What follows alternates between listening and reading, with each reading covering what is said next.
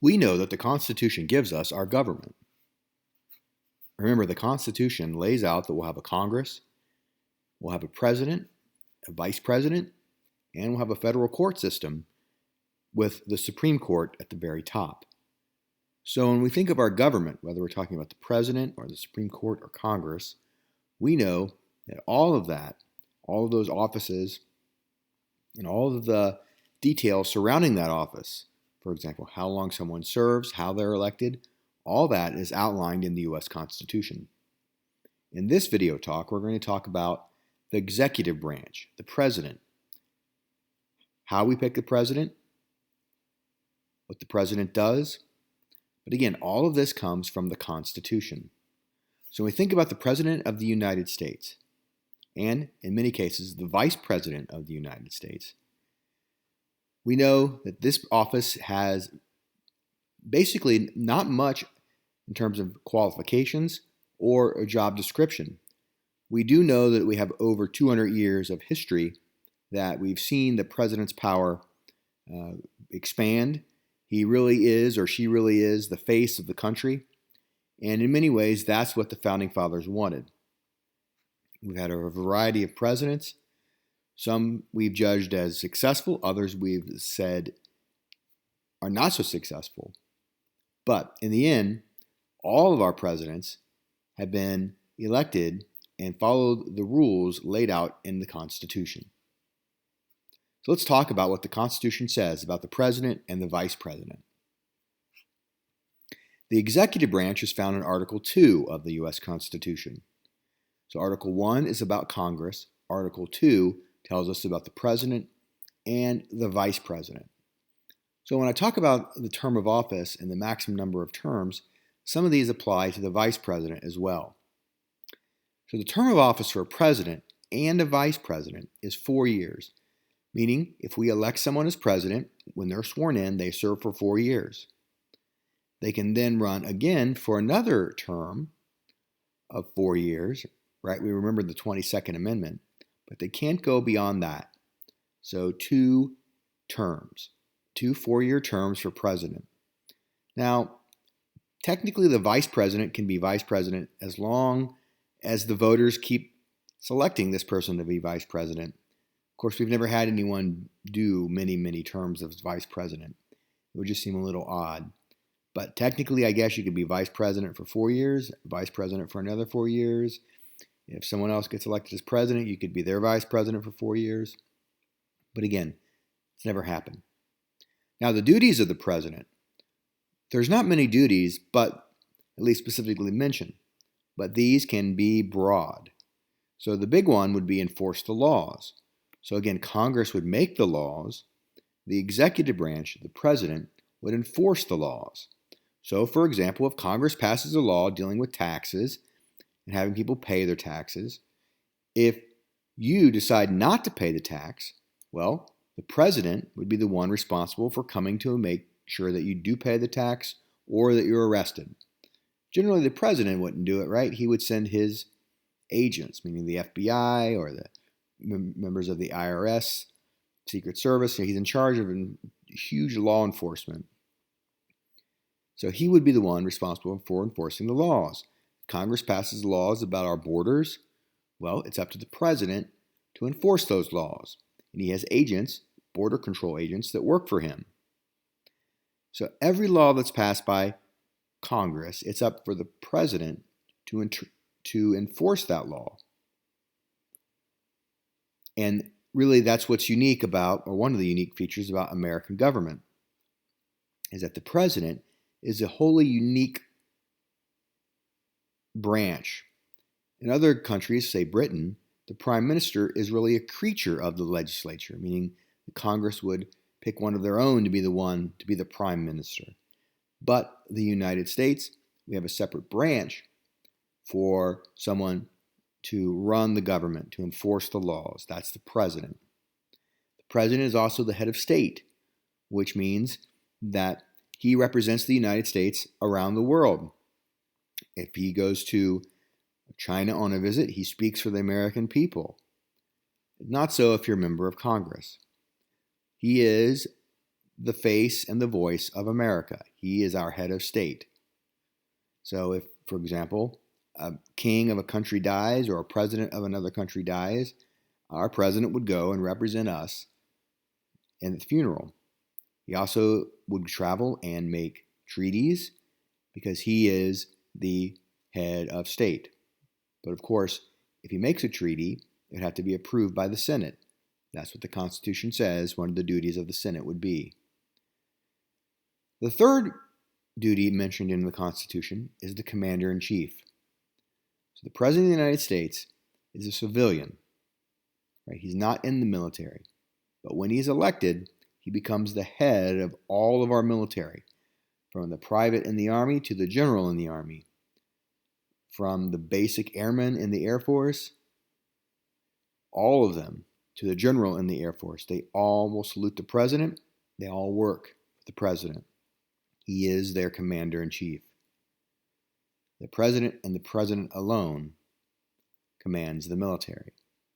However, Congress still controls the money, so all the equipment needed for the military and everything they need to operate is controlled really by Congress in terms of money.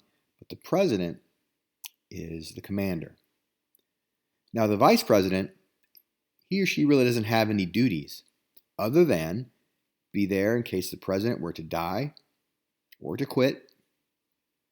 Also, the President of the Senate. So the Vice President serves as President of the Senate and votes if there is a tie. But other than that, there are no official duties for Vice President. Oftentimes, the President might ask the Vice President to head up a task or a council, to be the person that works on a major initiative during that president's term. But constitutionally, there is nothing in the duties of the Vice President other than to be there in case something happens to the President and break the tie in the Senate. A question I get quite a bit would be, can the President fire the Vice President? And the answer is no. Right? They both were independently elected by the electors in the Electoral College. So the Vice President is elected on his or her own. The President cannot fire a Vice President. Now, the next time the President runs for re-election, I guess it's possible he could pick someone new to be his Vice President. But technically, the President and the Vice President are elected separately.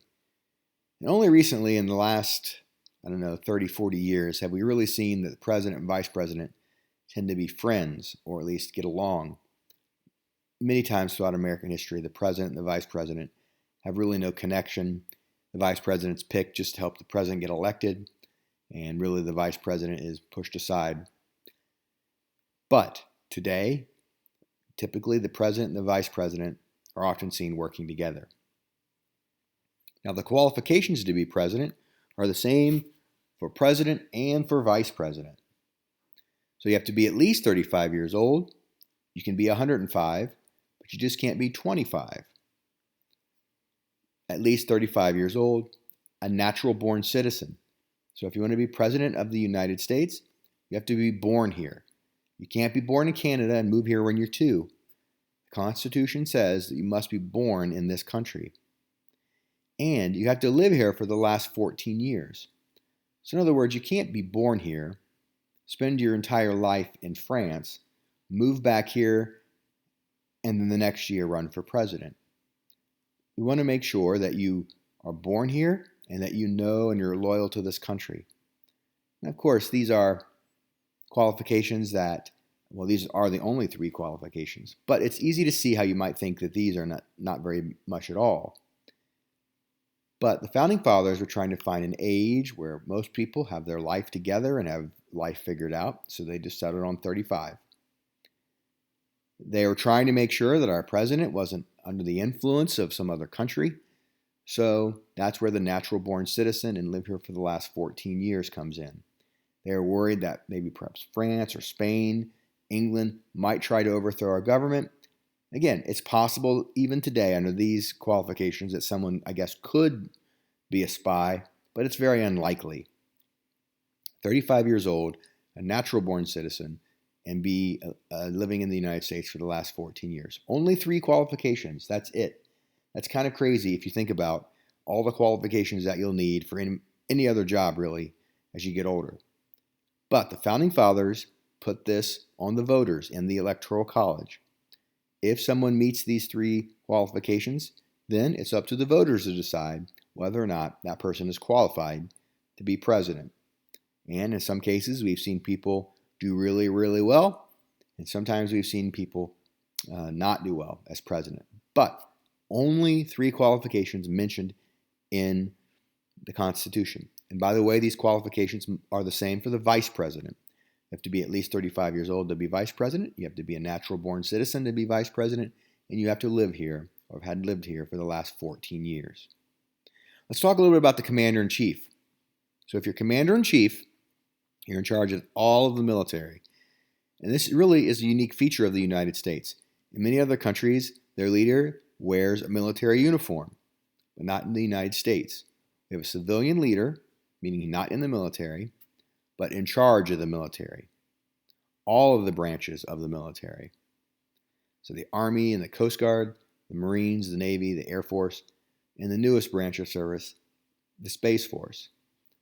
Currently, the Space Force is part of Air Force, but as time goes on, it will break off and be its own separate branch of the military, the same way that the Air Force was once part of the U.S. Army through World War II, and then right afterwards, it broke off and became its own branch of service.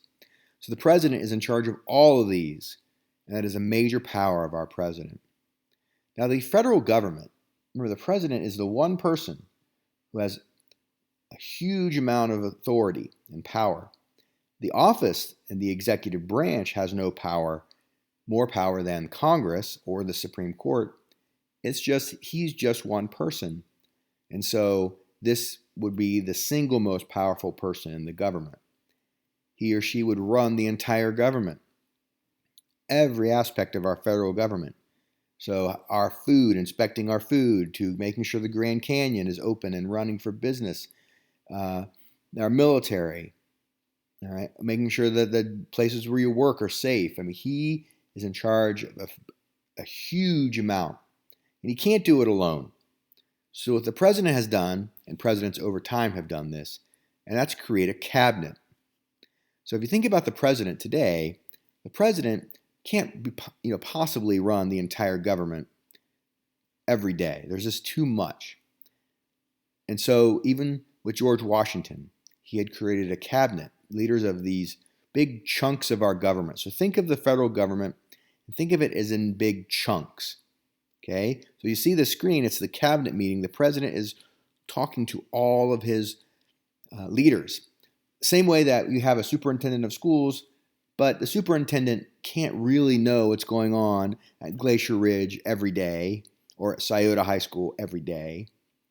So the superintendent puts principals in charge of these buildings. And so those principals run the buildings, but the superintendent might check in from time to time. Superintendent's the boss, but he's not really going to be checking in on Glacier Ridge every day because he's put someone in charge of Glacier Ridge.